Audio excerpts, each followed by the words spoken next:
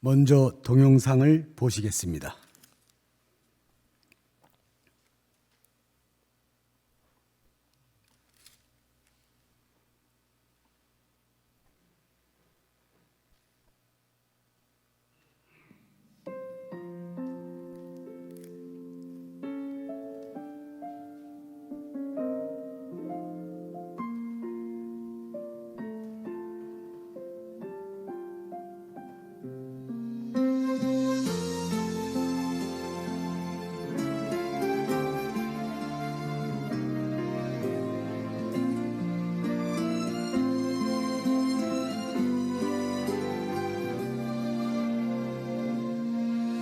나를 지으신 이가 하나님,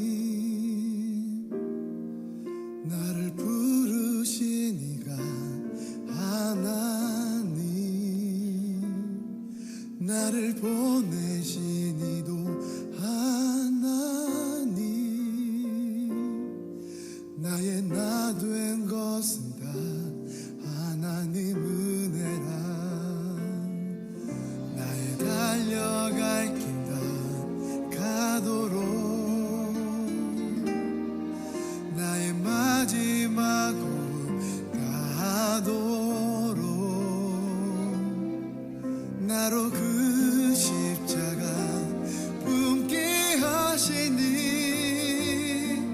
나의 나 된 것은 다 하나님 은혜라.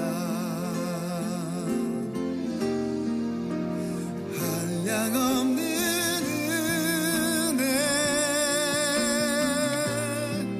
갚을 길 없는 은혜,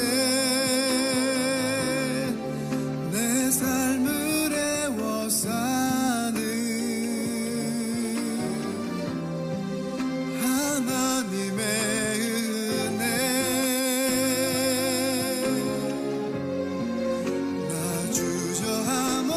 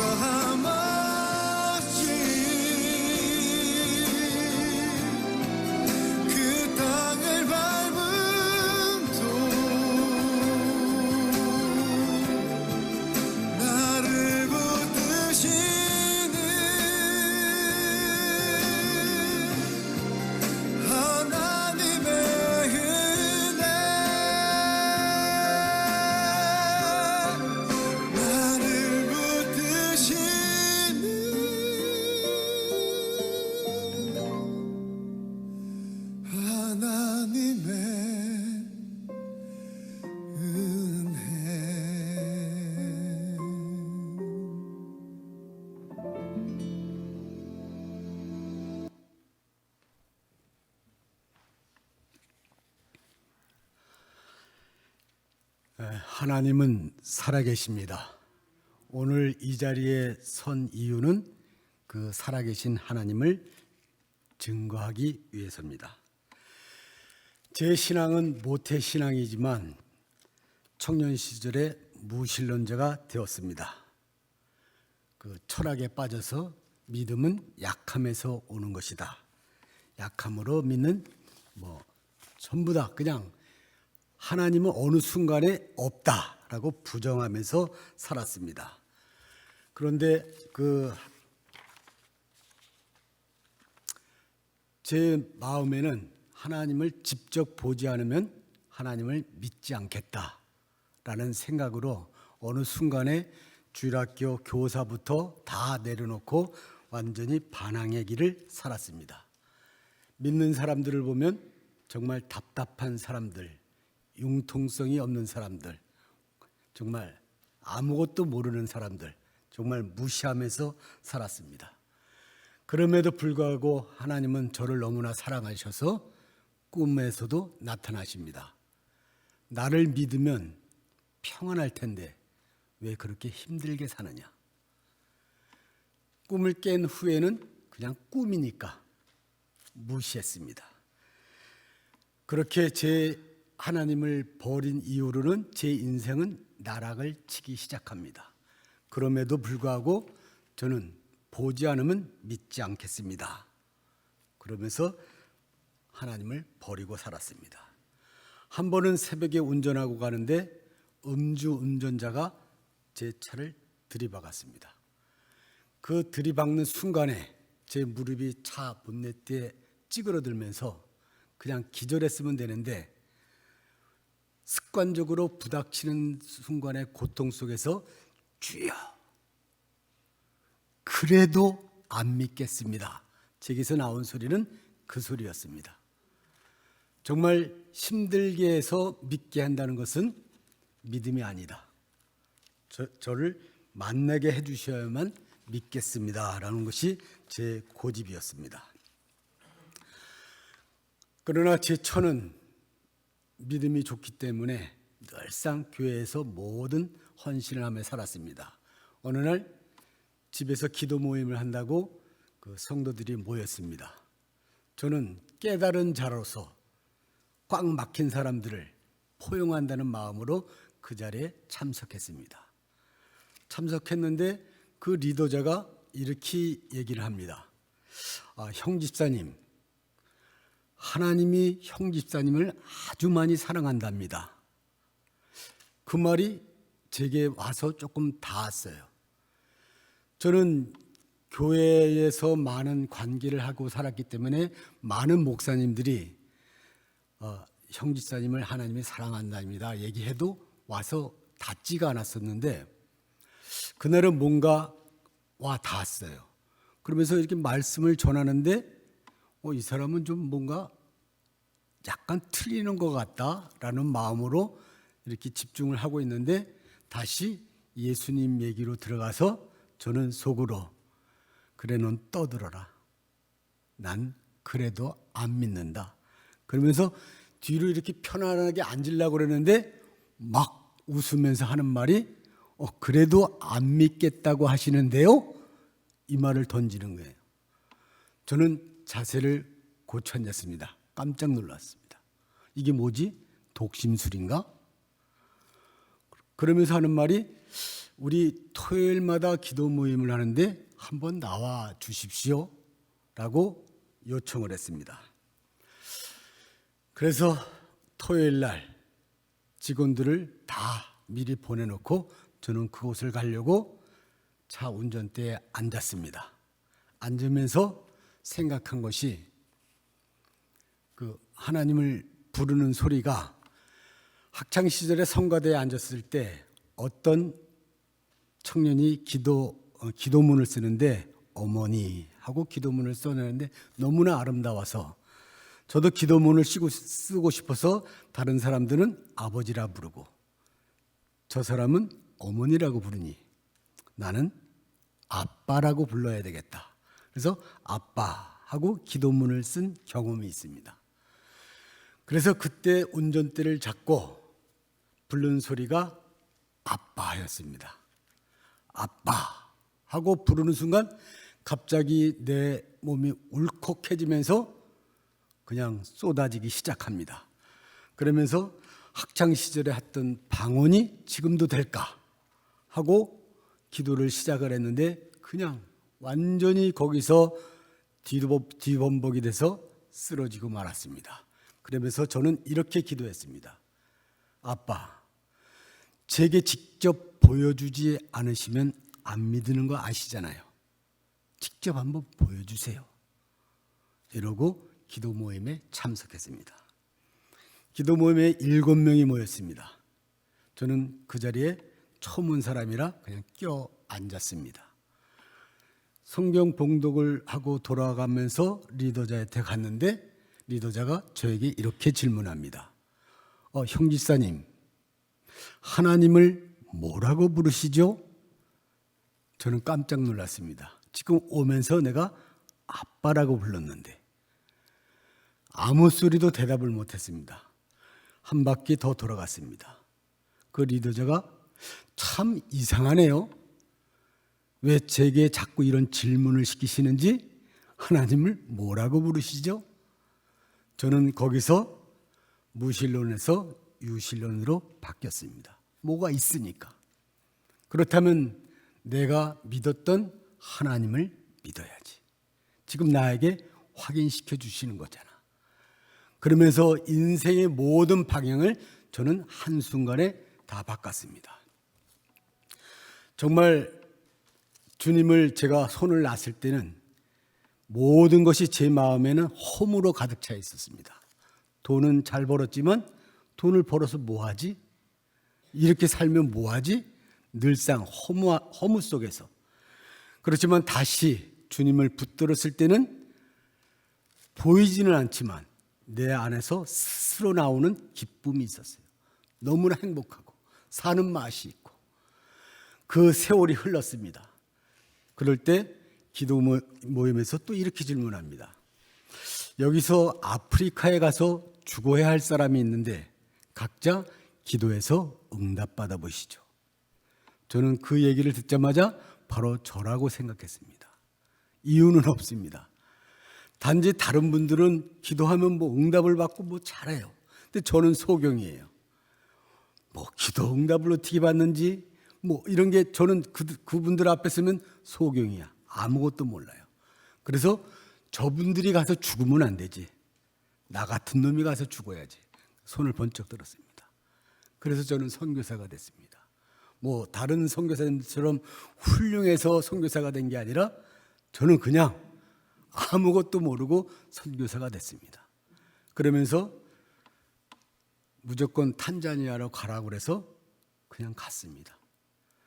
저희가 갔을 때 우리 형지 전도사가 중학교 1학년 마치고 둘째가 초등학교 3학년, 막내가 3살 때였습니다.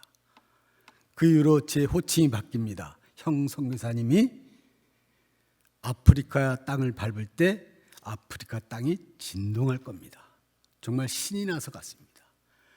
그러나 아프리카 땅을 밟는 순간부터 이제 고난이 시작이 됩니다. 그렇지만 그 순간부터 저는 많은 살아계신 하나님을 경험하게 됩니다. 이 자리에서 다 말씀드릴 수 없지만 저는 그러면서 제 믿음이 자라나기 시작했습니다. 그 판가의 마을은 맨 처음에 갔을 때는 전기도 없고 물도 없었습니다. 사람들이 하도 빨지 않아서 옷을 보면 반질반질했습니다. 제가 처음 갔을 때는 신발도 안 신고 다녔어요. 그곳에 처음에 갔을 때 정말 동영상을 봤을 때는 하나님이 함께 해주실 것을 믿으며 라고 했지만 실상은 정말 앞이 막막했습니다. 어느 순간부터 두려움이 옵니다. 이게 뭘까? 어느 순간부터 홀로 내팽겨졌어요. 이제 혼자가 됐습니다. 오로지 주님만 의지할 수밖에 없는 상황으로 저를 몰아갔습니다. 정말 아이들의 교육 문제, 후원 문제, 정말 모든 것이 다 압박으로 옵니다. 정말 그 가운데서도 주님은 저를 만들어 가십니다. 힘들다 보니까 부부싸움도 잦아져요. 어떨 때는 뭐라고 또 막 잔소리를 하면은 이제 그만하자. 나 혼자 서 있기도 힘들다. 이런 상황. 이런 게 막 차오릅니다. 확 막혔을 때. 그 어느 날 부엌문을 탁 여는데 갑자기 휙 하더니 벌레가 제 귀 속으로 들어갑니다. 귀 속에 벌레가 들어가면 후레쉬를 비치면 벌레가 나온다는 그런 상식 때문에 순간 불불 하고 소리를 쳤더니 이성교사가 오더니 거기다 라이터를 탁 켰어요. 그랬더니 벌레가 탁 타는 냄새가 나더니 완전히 안으로 들어갑니다. 그게 아프지는 않은데 고통으로 그냥 너무 힘들어요. 진땀이 납니다. 이게 나오지가 않죠.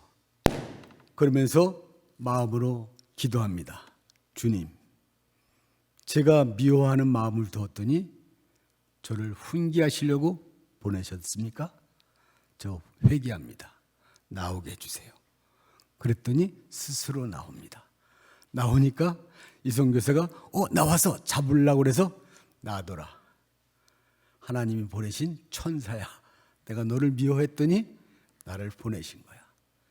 주님은 저를 이렇게 모든 것을 그냥 주님의 마음으로 바꾸고 만들어 가셨습니다. 가장 힘든 것은 무능한 가장입니다. 아무것도 할 수 없는, 후원도 끊기고 다 내팽개치고, 그 애들은 현지인 학교로 보낼 때의 부모의 마음, 매일 가정예배를 드릴 때 어느 순간은 이게 터져 나옵니다. 그 순간 나도 모르게 소리를 지릅니다. 이제 너희는 이 무능한 아빠 의지하지 말고 너희들 각자 믿는 주님을 의지해. 지금 말은 이렇게 하지만 그냥 소리를 그냥 질러 버립니다. 그 네 여자는 벽을 붙잡고 옵니다. 그런 삶.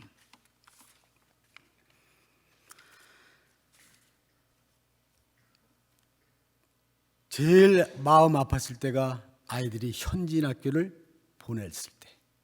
우리 지희를 현지인 학교 가면서 앞에 서서 보여주면서 어떠냐? 그 지희가 하는 말이 생각보다 괜찮은데요. 아빠 앞에서는 힘들게 하지 않으려고 그런 얘기를 했지만 나중에 안 얘기지만 본인도 미워졌다고 합니다. 그런 삶.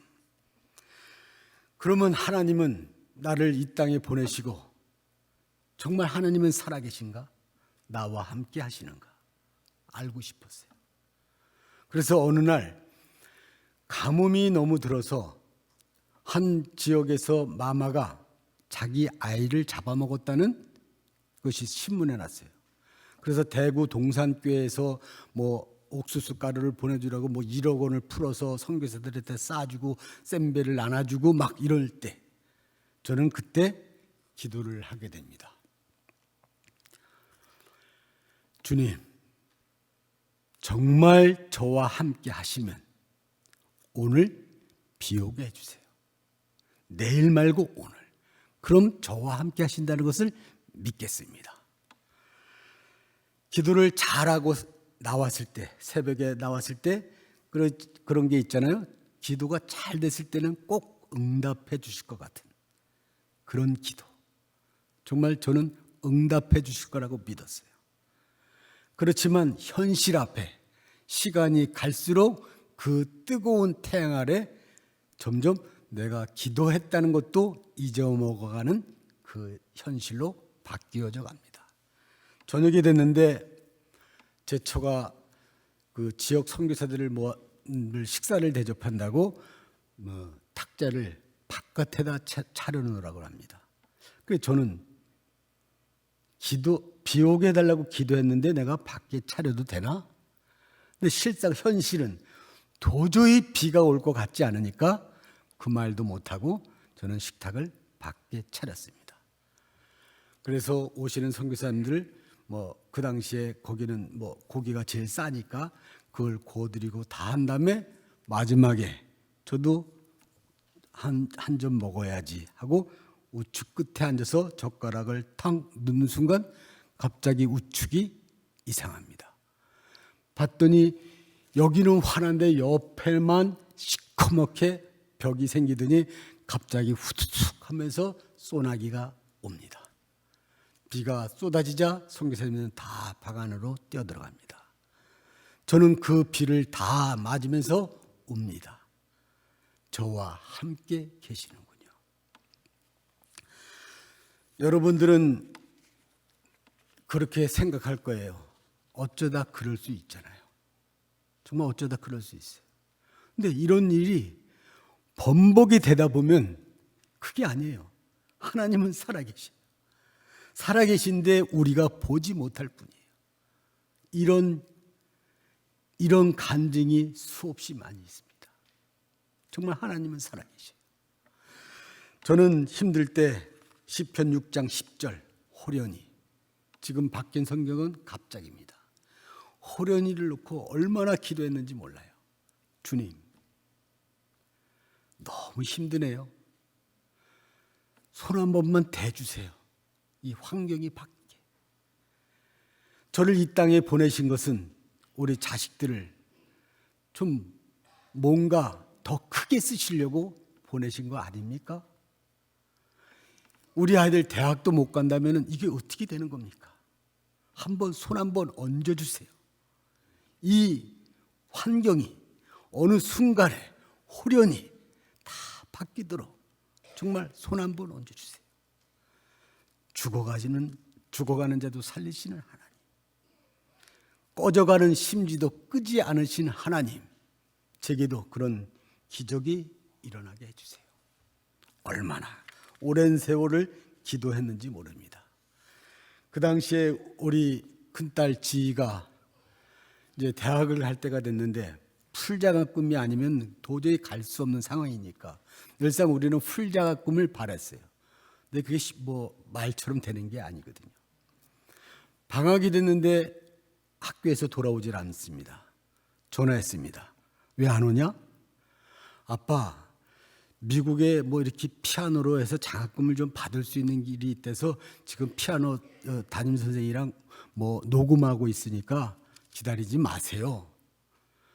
그 아빠의 큰 소리 치는 게 있잖아요. 걱정하지 말고 그냥 와. 하나님이 다 책임져 주실 거야. 지가 하는 말이, 아빠, 근데 이게 하나님의 길이라면요. 저는 그 소리를 듣자마자 할 말을 잊었습니다. 저는 늘상 소경인 거예요. 앞을 보지 못해. 다른 분들은 기도해서 뭘 알고 저는 정말 소경이야. 지혜의 그 말에 저는 아무 소리도 못하고 그 무능한 아비, 전화를 끊었습니다. 전기가 안 들어오니까 저녁에 제너레이터 조금 돌릴 때 핸드폰을 충전하는 시절. 그래서 전기를 아끼려고 잘 때는 꺼놓는데 지가 안 와서 켜놨습니다.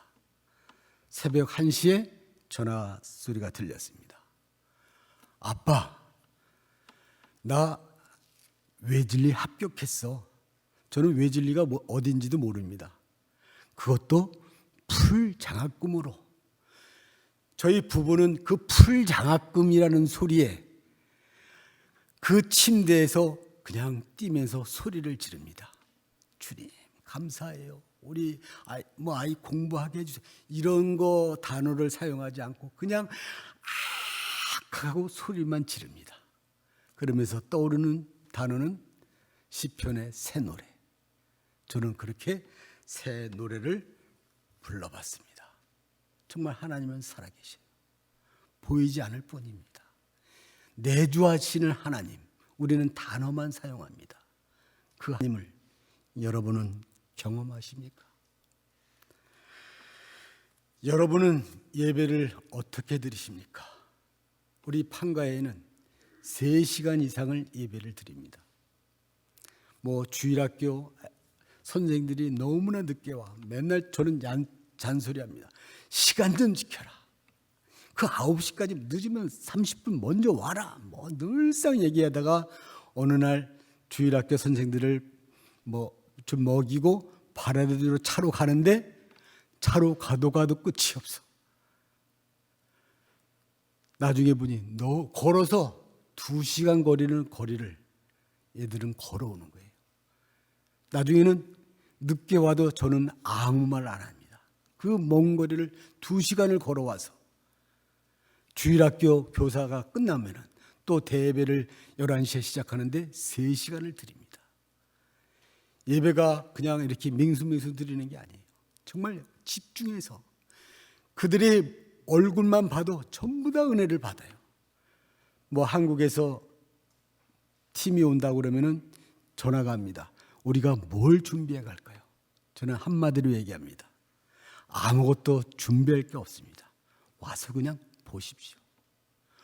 와서 보면은 그들이 그 먼 데서 와서 그 진지한 모습으로 3시간 예배를 통한 그 언어를 못 알아들음에도 불구하고 그 광경만 봐도 그 3시간이 지루하지가 않아요. 그 모습을 보면서 전부 다 은혜를 받습니다. 우리도 저렇게 예배를 드려야 되는데 정말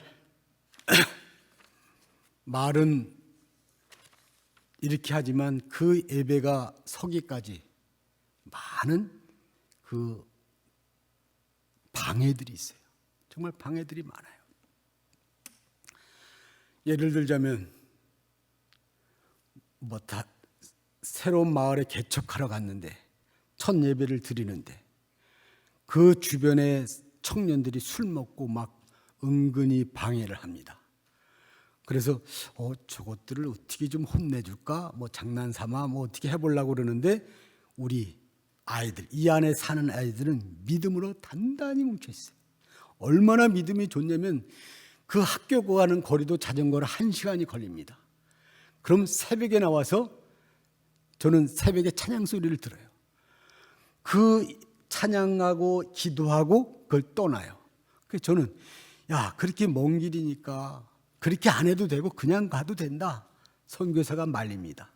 그럼에도 불구하고 그냥 새벽에부터 늘상 말씀만 해 찬양과 이렇게 사는 아이들.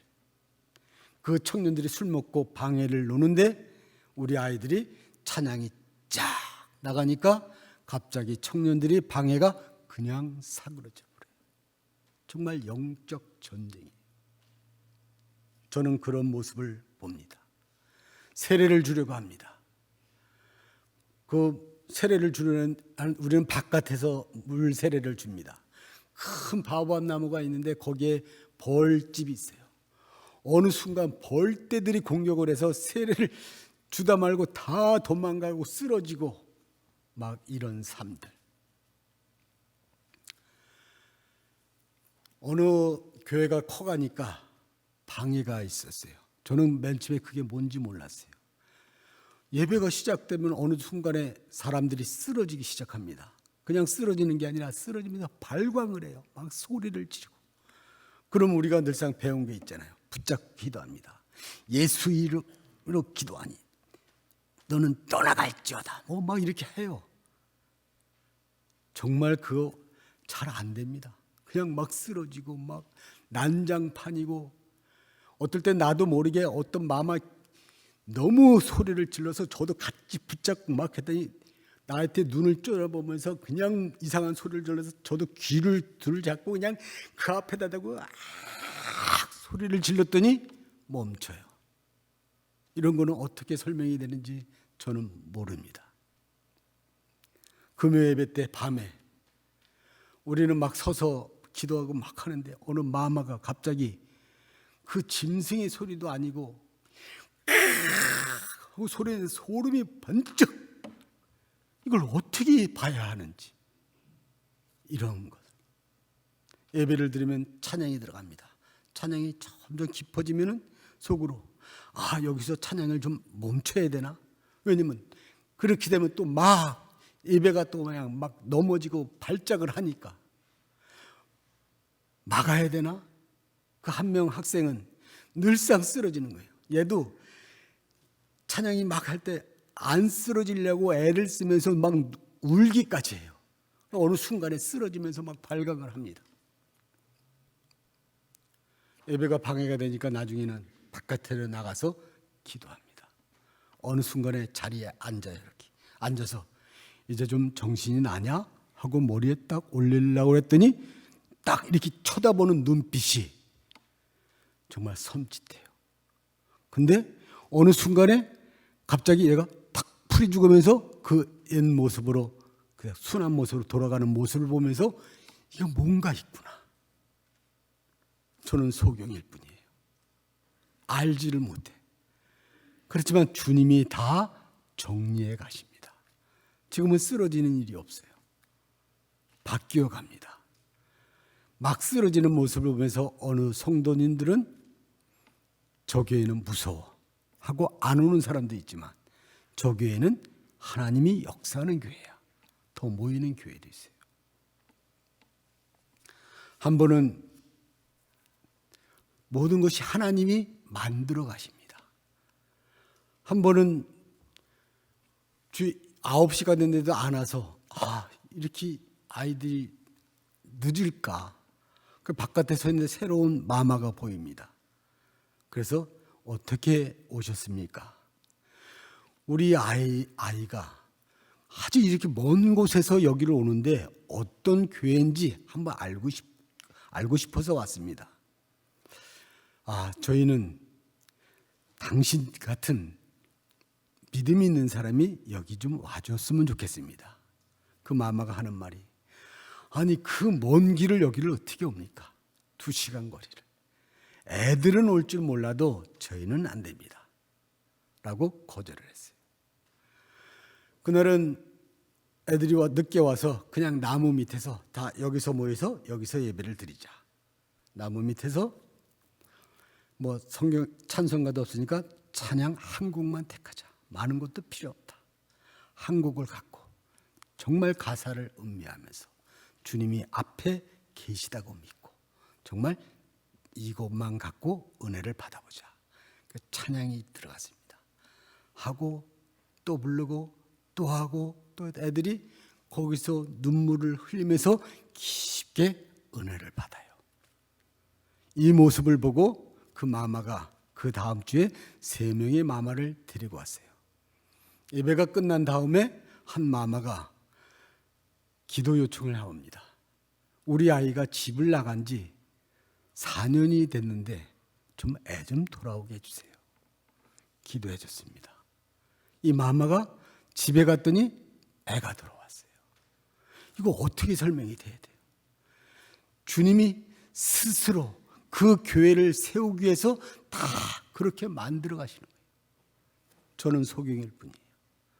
저는 그 살아계신 하나님을 늘상 경험하면서 저는 이렇게 생각합니다. 이렇게 고백을 합니다. 하나님, 살아계시는군요. 정말 저는 은총을 받은 자군요.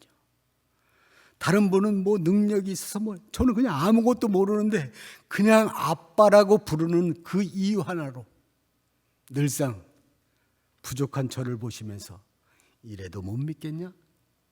그냥 웃으시면서 미소 지으면서 이래도 못 믿겠냐? 제가 믿어요. 제가 믿어요. 그러면서 여기까지 왔습니다. 정말 하나님은 살아계셔. 정말 다시 한번 고백합니다. 하나님은 살아계십니다. 그 살아계신 하나님이 여러분을 사랑하셔서 여러분의 삶에 간섭하고 계십니다. 우리는 소경일 뿐이에요. 정말 그분을 바라보시고 그분의 은혜를 누리는 삶을 사시기를 축복합니다.